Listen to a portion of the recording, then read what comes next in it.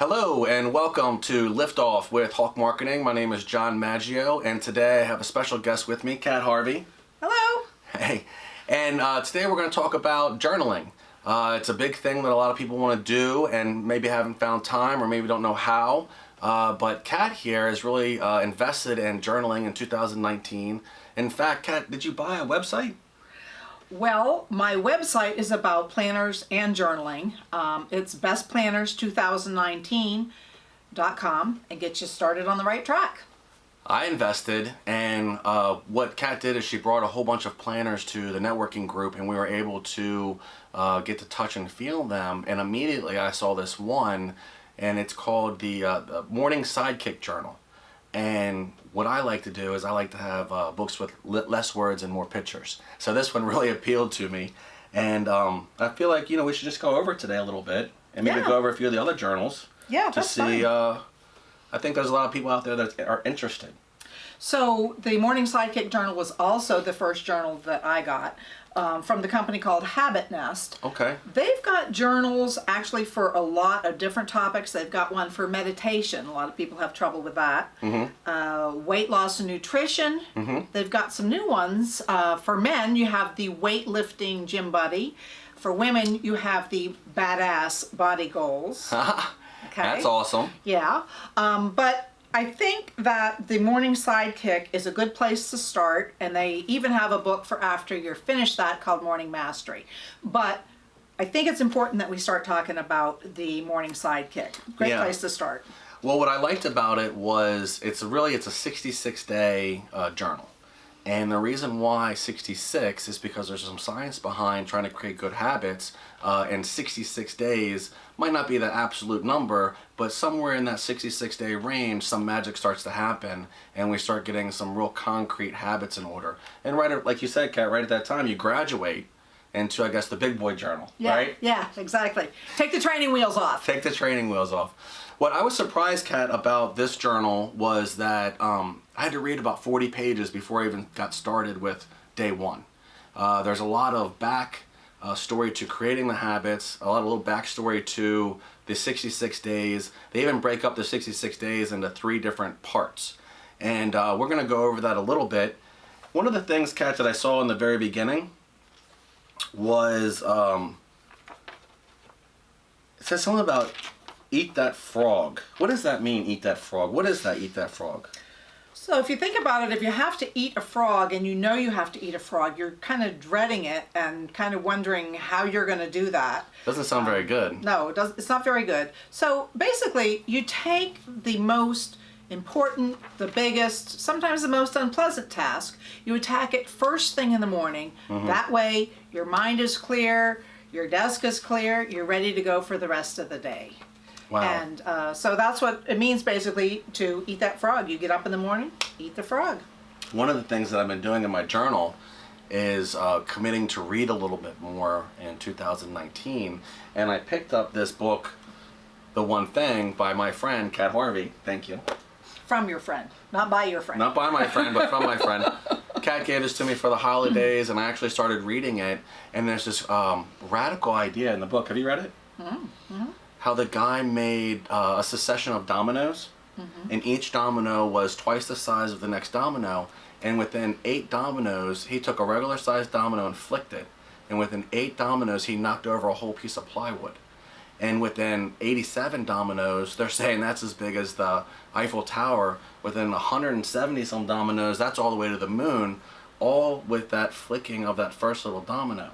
And I think that has a lot to do with eating that frog too. Right. Yeah. Habits build like that. So when you attack something first thing in the morning, then you have the momentum. You already have the forward momentum in place to achieve what you set out to for that day.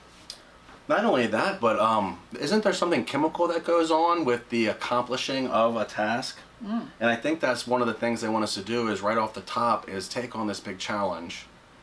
Have some victories first thing in the morning. Yes. Right? And then those endorphins and everything really help carry us through the day. Yes.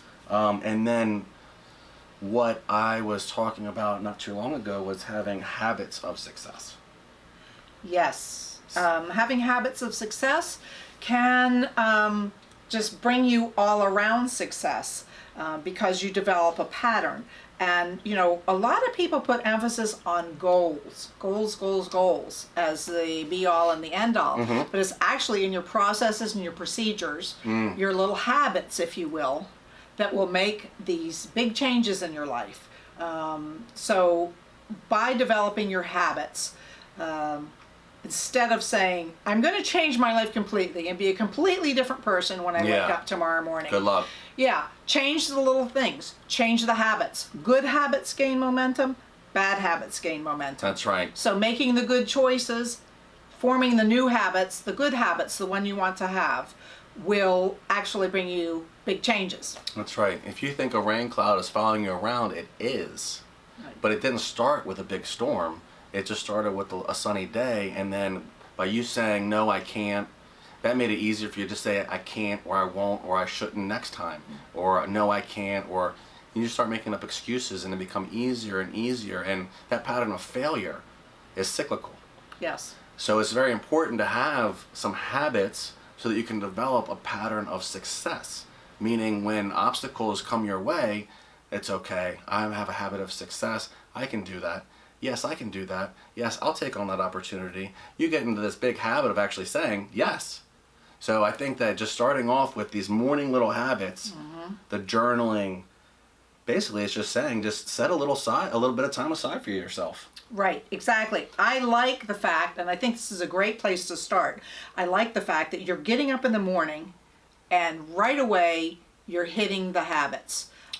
Habits for me, what this journal has helped me for, waking up earlier in the morning, getting more to my day, setting aside regular time to exercise, setting aside regular time for meditation, and forming those habits that before I say, well, I'm a little late getting up today, I've got something early to do, I'll make excuses for myself, and I won't do the things that I had decided to do the night before. So with this journal, it helps you stay on track. The night before you go to bed, you say what it is you're going to do in the morning. And then in the morning, you journal and say what it is you're going to do with your day. So that you're checking in twice a day and setting yourself up to be successful in forming new habits. That's right, Kat. It's not something that you do necessarily all in the morning time or all at night time. There's a little bit of method to the madness. You do a little bit at night. What you were saying, you write down what you're going to do in the morning, right? And that way you're go to sleep on those thoughts. And when you wake up, there's no real fear or anxiety. You've already accustomed yourself to the fact that, yes, you are going to stretch. Yes, you are going to wake up. Yes, you are going to go do these things. And then you have to check them off. So there's some accountability there. What I thought was very interesting was I started filling mine out. And it asks you in the morning time, hey, what time are you going to go to bed tonight? And what time are you going to wake up tomorrow morning? And, of course, it's a challenge. Because in the morning time, you have to write down, did you go to bed that time? And what time did you wake up? Now, do they always match? Not always. But there's some But you're always thinking about it. It forces you to think about it, definitely. It does. I'm on day 3, and I'm not afraid to admit to you that this morning, I didn't wake up bright and early. You know, it's raining outside and everything. But the journal said it's not about, waking up at the crack of ass. It's about having a good morning routine. It doesn't matter if you wake up at 4 or 5 or 8, or if you sleep until 10 on the weekend. Did you do the 5 things that you outlined here? Were you able to check those things off? I mean, obviously, if one of the things that you put on here was to floss your teeth, you don't have to wake up at 5 to floss your teeth. You can floss your teeth any time of the day. Just as an example, I put on mine to stretch. I don't have to stretch at 8 o'clock in the morning. It would be the best if I stretched as soon as I got up and started moving around. But since I got a late start today, I stretched at lunch, right? I still got all the things done that I said I was going to do in my morning routine. So there is no failures. Right. And the book even says that. This is called Hell Week, right? So what the book does is it actually breaks things down into 3 sections. And I kind of bookmarked them here. But I can't find the bookmark, so that happens. That happens to the best of us. days 1 through 7, they say that's going to be hell week. What did you think about your first week?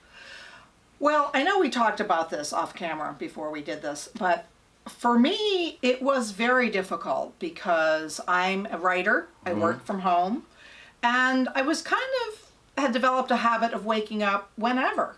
Sure. If I had to do something early, then I would wake up early. If I didn't have to do anything first thing in the morning, I would kind of be lazy, maybe look on my phone a little bit, catch up on my emails. Okay, a lot. What are you, some entrepreneur or something? You don't have to wake up? No, exactly. And I just found that I wasn't sleeping, I wasn't resting my body, and neither was I being productive.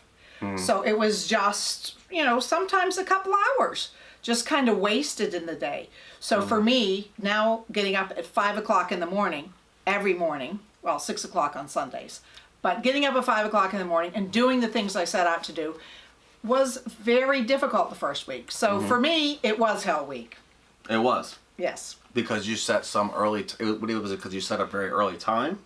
It was just because I set a regular time and just keeping the commitment to myself, and realizing that, the habits are made in the decision. For instance, when my alarm goes off at 5 o'clock, I really can't lay there and say, 5 o'clock. In fact, I set my alarm on my clock to say, it's 5 o'clock. Yeah. So it makes the announcement, and then I have to make the connection there. And I have to get up. And the decision is made in a split second. Will you lay there a little bit longer, or will you just get out of bed and get on with it? You're right, because if you yank the Band-Aid off, it's almost like the longer you lay in bed and think about it, the worse it's going to be. Oh, yeah. Because then you're going to start talking yourself in and out of what you're going to do. Right, exactly. And I like making my alarm on my phone talk, because it will also say to me, it's 5:01 a.m. Really? It's 5:02 a.m. And it'll keep going, nagging me until I realize, crap, I got to get up. It does say that? Yeah, it does. It does, for real. No kidding. So you have to make the split decision at 5 a.m., get up, or whatever time you set. Don't lay there and think about it and think, oh yeah, I made this promise to myself, I probably should get up. Just get up. Just get up and get on with it. You know what happened on Hell Week is I started writing down the things that I wanted to do, and then I woke up early. Before I was supposed to wake up, being like, is it time to wake up? Is it time to wake up? Is it time to wake up? Right, now you got 45 more minutes. I personally just, I was looking at it and it said 7 hours. So it said, take what time you're going to wake up, subtract 7 hours, and that's what time you're going to bed. I don't like to go to bed too early. So I started looking at this and I was like, wait a minute, if I go to bed at 11, right, I can wake up pretty early still. At 6 a.m. As a matter of fact, I put down that I was going to go to bed at 11 and I was going to wake up at 7. Why not? I'm not in a big hurry. That's, 8 hours, Well, it says here in the book, it says try not to bite off more than you can chew. And it even has this page right before you get started. You have to sign the page, you have to make a commitment, and it asks you, are you going to do this for 5 days a week, or are you going to do this for 7 days a week? And one side said, I'm going to do it for 5. And the other side, I'm paraphrasing what it says, hell yeah, we're doing it for 7 days a week. Now, me personally, I was reading the 40 pages and it said, don't overcommit. So I just circled the 5. I might do it 7, I might not. What did you choose? Well, I chose the 7. Like I said, on Sunday, I make an exception and I wake up at 6. But for me, when I'm developing a new habit, I'm the type of person that needs to be pretty rigid with it. Not like some days I'll do it, some days I won't do it. For me, I'm more of a, I think gung-ho. What it says in the book is every damn day. And that's what I need to do. Every damn day. Right. I think, in a lot of senses, the 40 pages, I don't want to say it was intimidating, but it was almost getting you geared up for this. This might be difficult. Yeah. But it wasn't for me that difficult. Well, maybe not at first. Maybe I struggled with it at first. I'll struggle with it maybe in the day 63. Right, exactly. Did he do this? We're going to check back in a couple months. Yeah. There's going to be a 66-day follow-up, I promise. Because we have to talk about the next journal, right? Right, the morning mastery. You'll have to get started on that when you're done. So days 1 through 7, they say that's Hell Week. One of the big things that you have to fill out in Hell Week is at the bottom it says, write down 2 distractions that may keep you from going to sleep at night. I went right back to setting up my own guidelines, my beginner guidelines. Mm-hmm. Well, I mean, 11 o'clock at night, I'm not having that hard of a time. Mm-hmm. I'm also, personally, I sleep fairly easily. I just, as soon as I turn it off, I go to sleep. I'm sure not everybody's like that. You know, what are 2 or 3 distractions that you wrote down in those areas? Okay, so one thing I noticed, because I'm waking up so early, and I got a few years on you, John. A little bit. I don't have too much trouble going to sleep at night, but I had developed a habit of, again, technology, looking at my phone at night. Maybe doing some browsing or shopping online. Okay. Maybe catching up on emails or even Facebook messages. Okay. Things that had occurred during the day. Uh-huh. And now I realize it's not good sleep hygiene. Everybody will tell you that. Sleep hygiene is about, how you go to sleep. New word for the day. Yeah, exactly. So instead, I've done that at my desk or in the living room, and not in bed. So I've shifted that. So that was a big distraction. That was a big distraction. So you're not really even looking at the phone in bed anymore. No. So if you send me a message and it's 8 or 9 o'clock and I don't get back to you, I'll catch you in the morning. The phone's in the kitchen. Maybe at 5 o'clock in the morning. What time did you put down for going to bed? I put down to go to bed at 9 o'clock at night. 9 o'clock? Yeah. That's a little early for me. Yeah. Because it was scaring me because it said, dead stop, you're going to bed at this time no matter what. Right. And I was like, whoa, things happen. Right. And that's also another reason why I didn't commit to the 7 days, because I'm 41, so on Friday and Saturday, things are happening. Right. Right? And what if I stay out till 2 o'clock in the morning because there's a band or something playing, or etc. Right. I didn't want to set myself up for a failure right off the top, so that's why I committed to the 5, and knowing that I would just see what the 7. But if you really think about or listen to what the journal says, it's not about cracking your ass every time you wake up or don't wake up. Did you do the 5 things? Did you eat the frog? Did you celebrate the 2 things that happened that day? So really, I know we keep mentioning the time that we woke up, but the time is the least important part of this. Right. And it's all relative to what time you go to bed. So my husband is an early riser. He goes to bed early. So it's kind of an added side benefit is kind of syncing up our clocks. Okay. At the same time. So I have colleagues and clients that are international and in different time zones. That's nice. So sometimes I'll have a morning meeting with somebody, but I'm holding it at 8 o'clock at night. Oh, okay. So I chose 9 because I can't go to bed much earlier, but I don't need to stay up much later than 9, especially if I'm trying to get up at 5. I don't want to give myself any excuse. Oh, it's 5 o'clock, I know, but I stayed up late and I only got so many hours sleep. So I try to stay pretty religiously 9 to 5.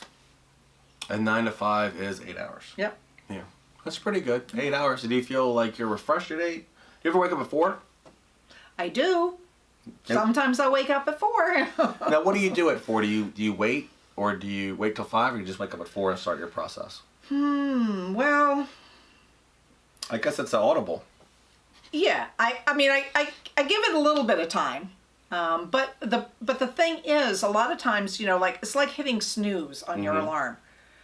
Like, is 5 minutes going to make the difference and make you feel much more rested when you wake up? Maybe even more tired. Yeah, and it's the same thing. If you get up at 4 and you're awake at 4:15 or 4:20, 4:25, should you just go ahead and get up, or are you going to be not any more rested? than if Yeah. you wait until 5 to get up. So no, I would get up early. Pro napping tip. They say you need to nap in increments of 25 minutes or 90 minutes. So if you can maybe get that 25 minutes, and they say that gives you a nice little cycle. But if you do anything in between or anything shorter, maybe even longer, you wake up in like mid REM, and you end up feeling a little bit more groggier. Yeah. Huh? Pro napping tip. I'm going to take you as the expert on that, okay? Michelle is the expert, by the way. Michelle is my sister. She just stepped out to go see a client. Days 8 through 21, staying consistent. Now, where are you? How many days have you been doing this journal for now? I am just about done. Oh, wow. You've already gotten through almost 60 some days. Yeah. So staying consistent, what was all that about? So staying consistent is once you get past the, hey, I can do this, you can do it. So now will you do it? Will you continue developing that habit? And, you mentioned earlier at Hell Week, you don't have like total consistency. Mm-hmm. And I think it's okay to accept that at any point in the journal, you may not have total consistency. Life happens. Yeah, exactly. And I think the thing, somebody wiser than me said to me recently that your habits are not, they're independent from one another. Your decisions are independent from one another, and your habits are independent from one another. So, in other words, you can get that momentum, you can hit that little domino and knock down the big domino at the end, and you can do that in short order. But at the same time, if you make a bad decision, okay, and you fall short of your habit, that was then, this is now, and you move on. Yeah. Somebody else recently gave me the example, when they talked about habits, like we make a habit of brushing our teeth, at least twice a day, in the morning and in the evening. So you have a late night or you're distracted and you forget to brush your teeth. So do you say, oh gosh, I'm no good at habits. I'm never brushing my teeth again. I'm never brushing my teeth again. I shouldn't even try because I'm just no good at this. Cat, I fell off the wagon. Exactly. So what do? You say, oh, heck, I didn't brush my teeth last night. Okay, well, Let me brush them real quick. Yeah, I'm going to brush them this morning and tonight, and I'm going to keep on going. You don't just give up on brushing your teeth forever because you forgot one time. That's exactly right. If you wake up late, you still brush your teeth. It doesn't matter if you wake up at 10, 2, 5, you still brush your teeth. Why do you brush your teeth? Because there's going to be some negative things. Yeah, there's going to be some negative things. Listen, to keep a journal, write down what happens if you don't brush your teeth for 30 days, right? So I noticed that the journal does evolve a little bit. It starts off with some simple questions, and then obviously as we go through the days, it's asking for more reflection. There's a little bit more to fill out than before, and I feel like I am kind of growing and graduating towards something. Right, exactly. Now, do you have you seen the next? I haven't seen the Morning Mastery. I will be. It's on order. I will be getting it in soon. I'll look forward to reviewing it, and we can come back and talk about that if you want to. Yeah, because you said you're getting pretty close. Yep. You're getting pretty close. Yep. So I just wanted to kind of just give a little screenshot real quick of what one of these pages looks like. You'll see that on one side there's a lot of writing, and on the other side there's areas for you to fill in. And I'll show you some close-ups here in the video as well. But on the left side, actually yours is on the right side. Yeah, mine is reverse. Mine has writing on the left and pro tips and affirmations and things like that on the right. They must have just reverse. recently updated it. Yeah. So on the left-hand side, there's affirmation, there's pro tips, there's all kinds of books and podcasts that I should be reading that they're giving recommendations to keep me on my journey. On the other side is some very easy to fill out. What time did you wake up? What are the 5 things you're going to get done in the morning? Did you check them off? What are the 2 or 3 things that you absolutely want to celebrate for the day, etc. So it's again, it gets you started into the right habits, and hopefully we'll both graduate into what's the Morning Mastery. Morning Mastery very shortly, and we'll come back and we'll do a follow-up. Right. Now, where can we get these journals again? Okay, so if you go to my website, which is bestplanners2019.com. Cool website URL. Yes, and you'll see all of the Habit Nest journals on there. I have some other journals and planners that are, for different purposes. This is a very good place to start if you're new to journaling, and a great preface to going full-time with a planner. I agree. There was a lot of good products. The website's designed easily to navigate, and if you're not beginning, there's also some special ones for topical. There's like a dad planner. Yep. We talked about health and exercise earlier, planners like that. So there's a variety of planners on there that I think people will really enjoy. Kat, thank you very much for coming in today. Well, thanks for having me, John. No problem. This was fun. It was. Catch us on the next episode of Liftoff with Hawk Marketing. My name is John Maggio. My special guest, Cat Harvey. Hi. Right. Like us on Instagram. Take a look at the YouTube channel. And also look forward to the Success with Local Marketing book coming out and the Success with Local Marketing Expo coming in 2019. Thank you all very much, and we'll see you next time.